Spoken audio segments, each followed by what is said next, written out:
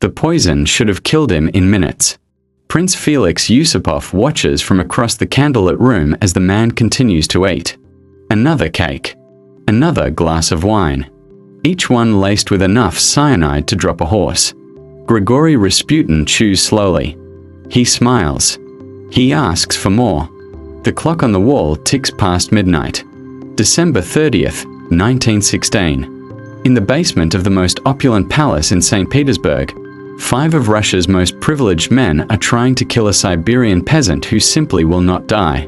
Yusupov's hand trembles as he pours another glass. The wine gleams dark red in the firelight. Crystals of potassium cyanide dissolve invisibly into the Madeira. Enough poison to kill 5 men. Rasputin drinks it down. He wipes his lips with the back of his hand. "Play something for me," he says. His voice is thick, hypnotic. Something cheerful. Upstairs, in the drawing room, the other conspirators pace. They hear the gramophone start. A gypsy song. Rasputin's favorite. They have no idea their perfect plan is falling apart. To understand how Russia's most powerful men came to murder a wandering holy man in a palace basement, you have to go back.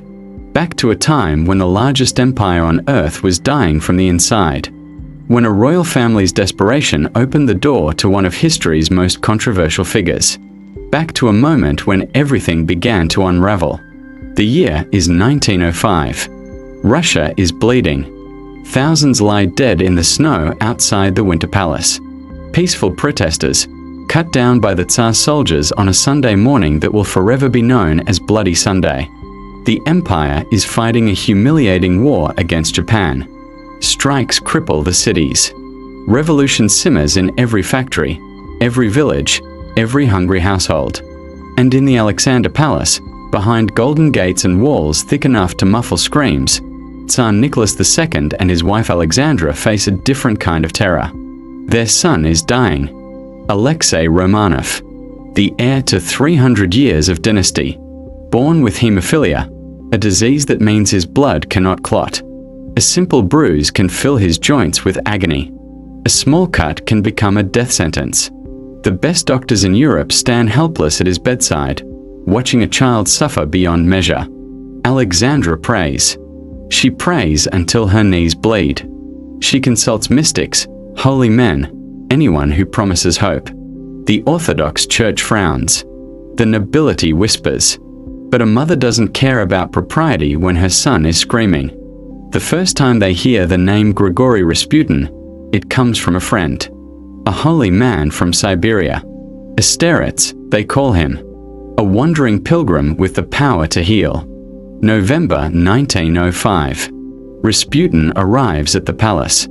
He is nothing like they expected. He stands well over 6 feet tall. Dirty peasant clothes hang from his frame. His hair is long, unwashed, matted. His beard crawls down his chest. He smells of sweat and soil and something else. Something wild. But his eyes. Everyone who meets Grigori Rasputin remembers his eyes. Pale blue. Piercing. Impossible to look away from. Eyes that seem to see through flesh and bone into the quivering soul beneath. The doctors step aside. Rasputin approaches the bed where young Alexei lies in torment. The boy's leg is swollen, purple with internal bleeding. His fever burns. His cries echo through the palace corridors. Rasputin sits beside him. He places one rough hand on the child's forehead. He speaks in a low voice. No one can quite hear the words. Within hours, Alexei's fever breaks. The swelling begins to subside. By morning, the boy is asking for breakfast. The doctors have no explanation. Alexandra has no doubt. This peasant, this filthy wandering mystic, can do what all their science cannot. He can save her son. From that moment, Grigori Rasputin owns the Russian throne. But who is this man who walks into the Winter Palace and changes history? He was born in 1869 in the tiny Siberian village of Pokrovskoy. So small, so remote, that winter there lasts 8 months and the nearest city is days away by horse. His father is a peasant farmer. His mother is barely mentioned in any record. His childhood is unremarkable in every way except one. The locals say young Grigori has the gift. He can find lost things. He can sense when someone is lying. He stares too long, too deep. Other children avoid him. Adults cross themselves when he passes. At 18, he marries a local girl named Praskovia. They have children. He works the land. By all accounts, he should live and die in Pokrovskoy, another forgotten peasant in the largest empire on earth. But something changes. Rasputin begins to wander. He leaves his wife and children for months at a time, walking across Russia on pilgrimages to holy sites. He visits monasteries. He sleeps in forests. He claims to have visions. Some say he joins the cyanide-laced, a banned religious sect that believes sin and redemption are two sides of the same coin, that you must exhaust the flesh through excess to purify the soul. The Orthodox Church denies he was ever part of this heretical group, but the rumors stick to him like tar. By the time he reaches St. Petersburg in 1903, he has built a reputation. Peasants call him a holy man. Priests call him a heretic. Society women call him fascinating. He holds prayer meetings in shabby apartments. He drinks. He dances. He touches the women who come seeking spiritual guidance. His hands linger too long. His gaze penetrates too deep. And then, somehow, he finds his way to the palace. The Tsarina becomes obsessed. Alexandra writes him letters, dozens of them, calling him our friend, begging for his prayers, sharing state secrets. When Alexei suffers another bleeding episode, only Rasputin can calm him. The Tsarina believes this is divine intervention, that God has sent this man to save her son and, by extension, save Russia. The rest of the court sees something else entirely. They see a dirty peasant who reeks of alcohol and unwashed flesh walking the palace corridors. They see him drunk at society parties, groping women, boasting about his influence. They hear stories, dark stories. Women come to him for spiritual counsel. They leave his apartment at dawn, clothes disheveled, eyes glazed. He tells them that sin is the path to redemption, that they must surrender completely to him, body and soul, to achieve grace. Some call it rape. Others call it seduction. Rasputin calls it holy work. The secret police compile reports. Hundreds of pages. They follow him through the streets of St. Petersburg. They document his visits to bathhouses where he bathes with multiple women. They record his drunken rants about the Tsarina. They note every sordid detail. Nicholas reads the reports. He doesn't care. Or perhaps he simply cannot afford to care. Because every time those reports cross his desk, Alexei has another episode. And every time Alexei bleeds, Rasputin is the only one who can stop it. How? Modern doctors have theories. Some believe Rasputin understood, instinctively, that calm reduced the boy's blood pressure and slowed the bleeding. That his hypnotic presence eased anxiety. Others think he convinced the Tsarina to stop giving Alexei aspirin, a blood thinner that made the hemophilia worse. But in 1906, in 1910, in 1914, no one cares about medical theories. They only see results. And they see power shifting. Rasputin begins making suggestions. The Tsarina listens. She whispers to Nicholas. Ministers are appointed. Others are dismissed. Military decisions are influenced by a man who can barely read. Russia's elite watch in horror as a peasant mystic becomes the shadow ruler of the largest empire on earth. The nobles have a word for him.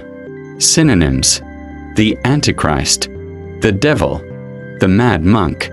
But the one they use most often is simple: Rasputin, which, by cruel coincidence or bitter irony, sounds like the Russian word Rasputny. Dissolute, debauched, depraved. It fits him perfectly. Then comes August 1914, and everything accelerates toward catastrophe. World War I erupts across Europe. Russia mobilizes millions. The Tsar takes personal command of the armies, leaving Alexandra to manage the government. and Alexandra listens only to Rasputin. He tells her to fire this minister. She does. He tells her to appoint that general. She obeys. Men of talent are replaced by incompetents whose only qualification is Rasputin's approval. The war goes badly. Catastrophically badly. Millions of Russian soldiers die in muddy trenches, undersupplied, underarmed,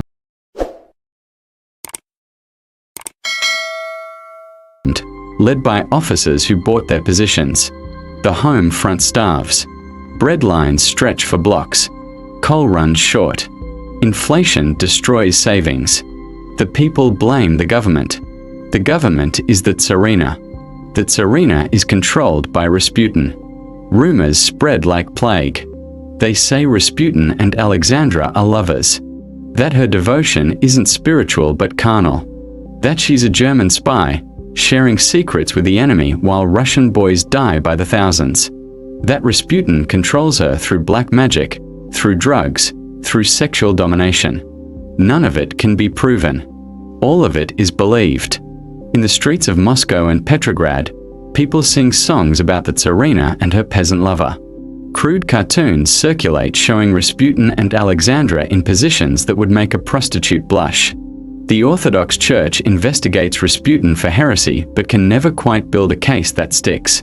The royal family is drowning, and the man holding them under is the same man who saved their son. The nobility begins to plot.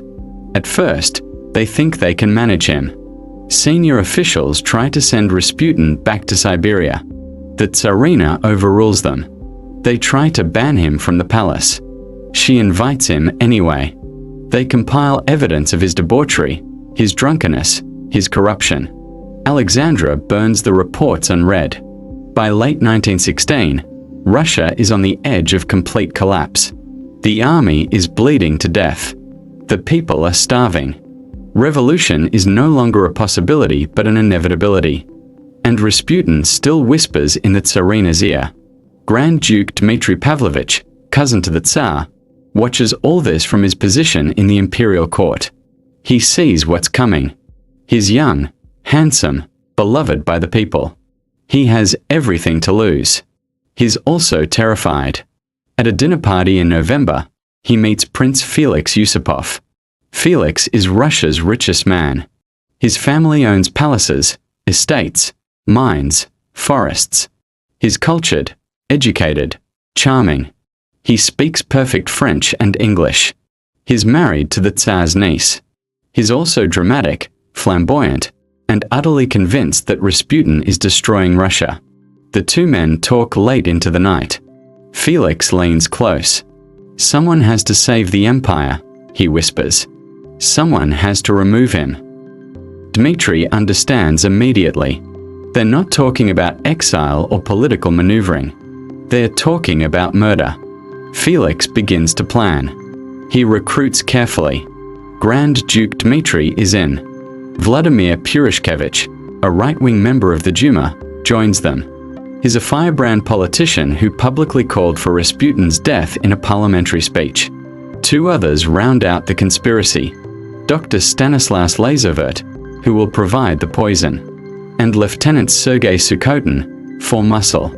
5 men, all from the highest levels of Russian society, all about to commit murder. But they need bait. Felix knows exactly what Rasputin wants. For months, Rasputin has been making advances toward Felix's wife, Irina. Beautiful, young, royalty, exactly his type. Felix uses this. He tells Rasputin that Irina is curious about him, fascinated, that she wants to meet him privately. Rasputin, vain and foolish, believes every word. Felix sets the trap for December 29th, late at night. Private, intimate. The location is perfect. The Moika Palace, Felix's ancestral home in the heart of St. Petersburg. 5 stories of marble and gilt. But they won't use the grand halls. They'll use the basement. December 29th, 1916. The temperature drops to 20 below zero. Felix spends the day preparing. The basement room is carefully staged. Food is laid out. Cakes, wine, comfortable furniture, warm lighting, everything designed to put Rasputin at ease. Dr. Lazovert arrives with the poison, potassium cyanide, crystals that dissolve in liquid, tasteless, nearly undetectable. The doctor is shaking. He's never killed anyone before. They choose the delivery method. Some poison will go into the wine, but to be certain, they'll also poison the food. Felix brings down a plate of small chocolate cakes, the kind sold in St. Petersburg's best bakeries. Pink and white icing. Delicate. Delicious. Lazovert takes each cake and carefully injects cyanide into the center. He does the same with several glasses of Madeira wine. He uses enough poison, he later claims, to kill multiple men instantly. The other conspirators wait upstairs. The plan is simple. Felix will entertain Rasputin alone in the basement. The others will remain in the drawing room above, playing the gramophone, creating the illusion of a party. When Rasputin eats the poisoned food, he'll die. They'll dispose of the body in the frozen Neva River. Simple, clean, patriotic. Nothing about this night will go according to plan. Around midnight, Felix's car pulls up to Rasputin's apartment building. The mystic is waiting. He's dressed well tonight. A silk shirt embroidered with flowers, velvet trousers, expensive boots. His hair is combed. He smells of cheap cologne trying to mask the usual odors. He's excited. He thinks he's going to seduce a princess. They drive through the frozen streets of Petrograd. The city is dark, quiet. Most people are inside, trying to stay warm, trying to conserve fuel, trying to survive another winter of war and deprivation. Rasputin chatters the whole way. He talks about the Tsarina, about his influence, about the women who come to him. Felix barely listens. His heart is hammering. They arrive at the Moika Palace. Felix leads Rasputin down a back staircase to the basement room. Irina will be down shortly, Felix lies. She's upstairs with guests. We must wait. Rasputin settles into a chair. He looks around the room. He seems completely at ease. Felix offers wine. Rasputin accepts. This is the first poison glass. Felix watches, holding his breath, as Rasputin drinks deeply. Nothing happens. Rasputin sets down the glass. More, he says. Felix pours another.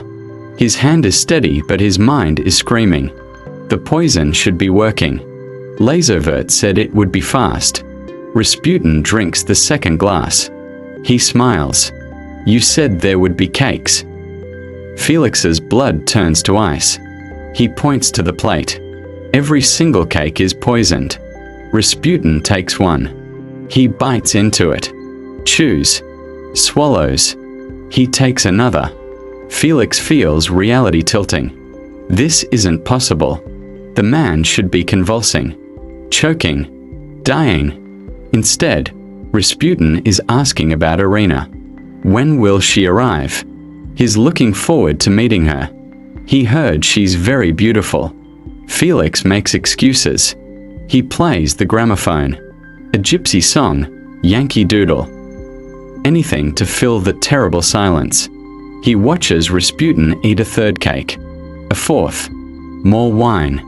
How much poison is now in this man's body? Upstairs, the other conspirators are pacing. They hear the music. They hear voices. What's taking so long? An hour passes. Then two. Felix can't take it anymore. He excuses himself and runs upstairs. The others crowd around him. What's happening? He's eaten everything, Felix whispers. All the cakes. All the wine. He's fine. He's asking for more. Dr. Lazovert has gone pale. That's impossible. There was enough cyanide to kill a horse. Dmitri grabs Felix by the shoulders. Then you have to shoot him. Purishkevich pulls out a Browning revolver. He presses it into Felix's hand. Go back down, he says. Finish this. Felix feels the weight of the gun. He's never killed anyone. He's never even held a gun with serious intent before. But Russia needs this. The Empire needs this. He goes back down. Rasputin looks up as Felix enters. He's eating another cake. There's chocolate on his beard. Where is Irina? She's tired, Felix says. His voice sounds strange in his own ears.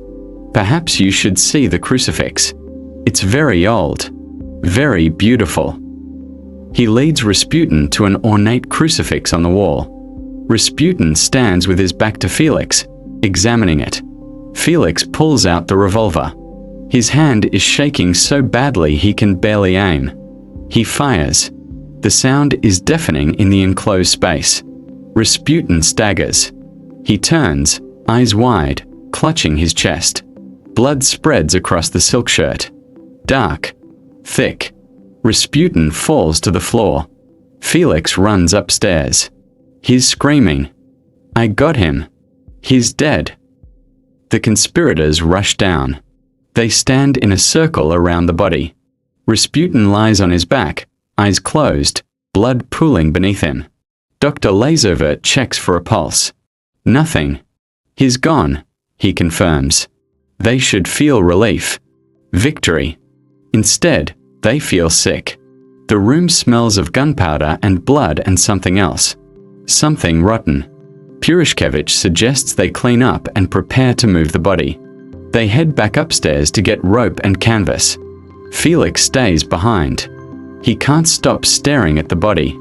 At this man who wouldn't die from poison but fell to a single bullet. Something makes him lean closer. Rasputin's eyes snap open. Felix screams. He stumbles backward as Rasputin rises. Not gracefully. Not like a man getting up. Like something dragging itself from the grave. Rasputin's eyes are filled with rage. With hate. With something beyond human comprehension. He lunges at Felix. His hands close around the prince's throat. Felix, he growls. His voice is thick with blood and fury. Felix, you bad boy. He's choking him. Felix can't breathe. Can't scream. Rasputin's grip is iron. They fall together. Felix fights, kicking, clawing. He breaks free and runs for the stairs. Behind him, Rasputin is on his feet. Blood pours from his chest, but he's moving. Running. He chases Felix up the stairs, into the courtyard.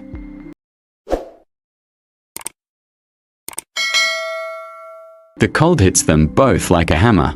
20 below zero. Snow everywhere. Felix is screaming for help. Rasputin is right behind him, hands reaching. Purishkevich hears the screams.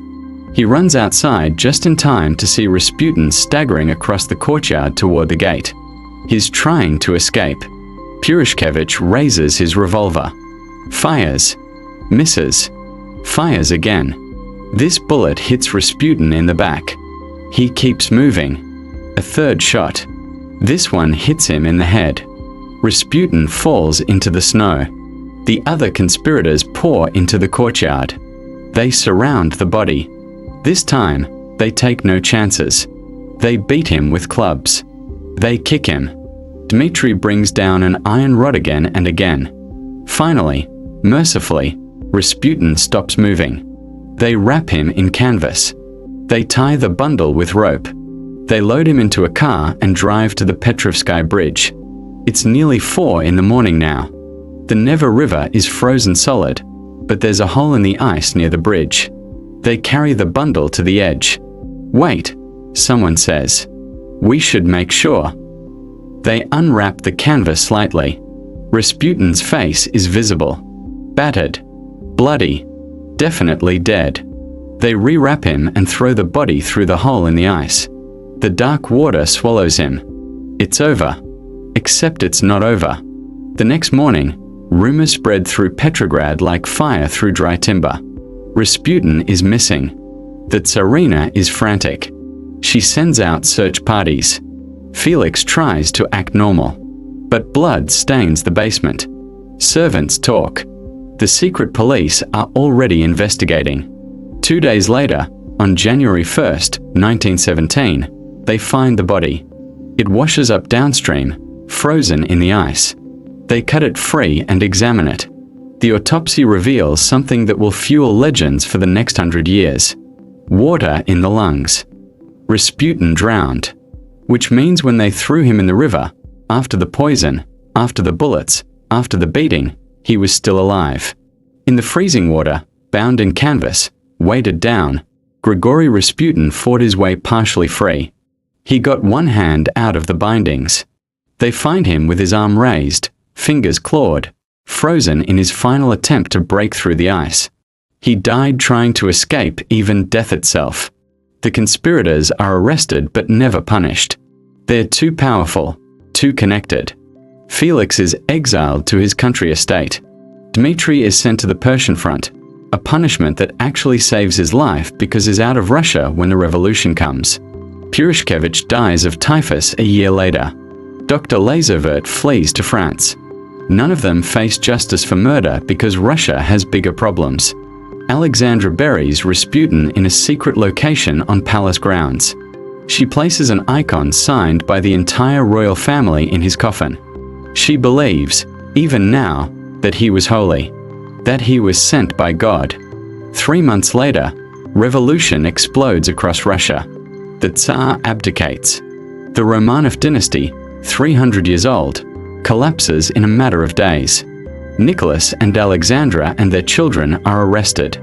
The new provisional government, trying to erase all traces of the old regime, digs up Rasputin's body and burns it. Even in death, he's too dangerous to leave intact. The Romanovs are moved from palace to prison. Eventually, they end up in Yekaterinburg, in the Ural Mountains, a city of factories and hard men. July 17, 1918. In a basement room much like the one where Rasputin died, the entire family is executed. Nicholas, Alexandra, their 5 children, even the family dog, bayonets, bullets, blood on the walls. The age of emperors in Russia ends in that basement. Some say Rasputin predicted it, that he told Alexandra if he died by the hand of nobility, the entire Romanov line would follow him to the grave within a year. He was right. But who was Grigori Rasputin, really? The question haunts historians even now, more than a century later. The Soviet government painted him as a symbol of Tsarist corruption, a drunken manipulator who symbolized everything wrong with the old regime. They emphasized his debauchery, his ignorance, his malign influence. The Romanov sympathizers tried to reclaim him. They focused on his ability to heal Alexei, on his genuine faith, on the conspiracy against him by jealous nobles who couldn't accept a peasant in their midst. Modern historians argue over every detail. Did he really have healing powers? Probably not in any supernatural sense, but he clearly had an effect on Alexei. Whether through hypnosis, through reducing stress, or through discouraging harmful treatments, he helped when doctors couldn't. Was he a sexual predator? The evidence is overwhelming. Dozens of women reported his advances. His own writings contain crude sexual content. The secret police files are filled with testimony. Was he a German spy? Almost certainly not. The rumors were wartime paranoia. No evidence has ever emerged of actual espionage. Did he control Russian policy? Yes and no. He influenced appointments, especially during the war when Alexandra was making decisions. But the idea that he single-handedly directed Russian strategy is exaggerated. Was killing him justified? This is where the debate gets darkest. The conspirators believed they were saving Russia, that by removing Rasputin, they would free the Tsarina from his influence, restore competent government, and prevent revolution. They were catastrophically wrong. Rasputin's murder changed nothing about Russia's trajectory. The war was still going badly. The people were still starving. The government was still incompetent. Removing one man, however influential, couldn't stop the tide of history. If anything, his murder accelerated the collapse. It proved that not even the Tsarina's closest advisor was safe, that the nobility was divided and desperate. that the center could not hold. 3 months after Rasputin's death, the empire fell. 1 year after his death, the Romanovs were executed. 2 years after his death, Russia was in the grip of a civil war that would kill millions. The men who murdered Rasputin thinking they would save Russia helped destroy it. Felix Yusupov lived until 1967. He died in Paris, in exile, having lost everything. His palaces were seized. His fortune was nationalized. He spent his final years living off the charity of friends and selling his memoirs. He never expressed remorse for killing Rasputin. He told the story again and again, each time embellishing a little more. The poison became more dramatic. Rasputin's supernatural resilience became more unbelievable. In his final interviews, Felix was asked if he would do it again. Without hesitation, he said, "I saved Russia." The interviewer looked at this old man in a borrowed apartment, exiled from a country that no longer existed, defending a murder that changed nothing. "Did you?" the interviewer asked. Felix didn't answer. Today, Rasputin's legend has outgrown his life. He appears in films, books, songs. He's a villain, a mystic, a madman, a saint. The mad monk, though he was never a monk. The corrupter of empires, though he was barely literate. The truth is at once simpler and more complex. He was a peasant with a talent for reading people and a complete absence of moral boundaries. He was charismatic enough to entrance the lonely and desperate. He was shameless enough to exploit that charisma for power, money, and sex. He was in the right place at the right time. Or the wrong place, depending on your perspective. A dying boy needed help. A desperate mother would do anything. An empire was crumbling. And into that perfect storm walked a man who understood that he could take everything if he just convinced one woman that he was holy. The real horror of Rasputin's story isn't supernatural. It's human. It's the horror of desperate people making terrible choices. Of privilege so isolated it can't see the abyss ahead. Of a man so consumed by his own appetites that he doesn't realize he's helping to destroy millions of lives. And it's the horror of violence solving nothing. The conspirators thought one bullet could save an empire. Instead, they just added another body to the pile. In 1990, after the fall of the Soviet Union, workers digging near the palace grounds found bones. Testing confirmed they were Rasputin's. The burning in 1917 had been incomplete. What remained was reburied in an unmarked location. No monument. No ceremony. Russia wanted to forget. But Rasputin won't be forgotten. His ghost still walks through Russian history. Still whispers in the corridors of power. Still reminds us what happens when desperation meets manipulation. When autocracy meets collapse. When murder masquerades as patriotism. The Neva River still flows past the Moika Palace. On cold winter nights, when the ice creeps across the water, some claim they can still see him. A shadow moving beneath the surface. A hand reaching up toward the ice. Still trying to escape. Still refusing to die. The murder of Grigori Rasputin didn't save Russia. It showed that Russia was already beyond saving. And in that basement room, in that frozen river, in those final desperate moments, one truth became clear.